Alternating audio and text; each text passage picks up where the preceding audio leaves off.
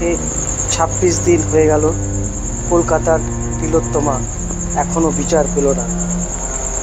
আমরা আজ বাড়ি অন্ধকার করে এই মোমবাতি জ্বালিয়ে আমরা ধিক্কার জানাই এবং এই নক্কারজনক ঘটনাকে আমরা ধিক্কার জানাই এবং একটাই আমাদের দাবি, আমরা বিচার চাই। হয়েছি ঝাড়খণ্ডে এবং এই ঝাড়খণ্ড ছাড়িয়ে গোটা ভারতবর্ষে কিন্তু প্রতিবাদ মিছিল এবং মানববন্ধন আমরা এখন আপনাদের সামনে দেখাচ্ছি। সারা ভারতবর্ষ জুড়ে যে আন্দোলন চলছে আপনাদের সেই দৃশ্য দেখাবো। দেখুন গৌতমের সাথে, এবং আমরা একটা কথাই বলি, জাস্টিস ফর আরজি কর।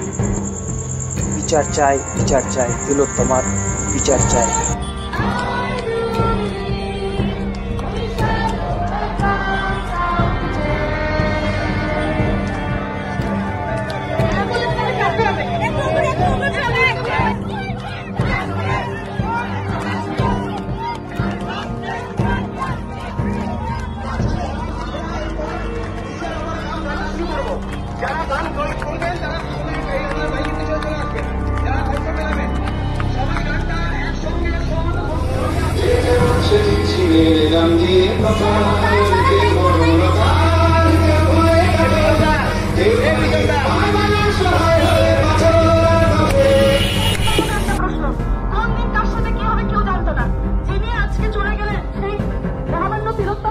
তিনি কি কোনোদিন জানতেন যে তার সাথে এই ঘটনা ঘটতে পারে?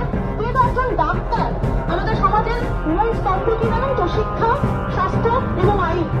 সেই তিনটে মূল স্তম্ভের একটি যখন পতন হয় তখন বাকি দুটো কিন্তু একই সাথে পড়তে শুরু করে।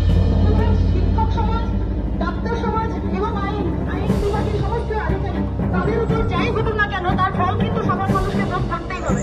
তিলোত্তমার বিচার চাই, জাস্টিস ফর আরজি কর।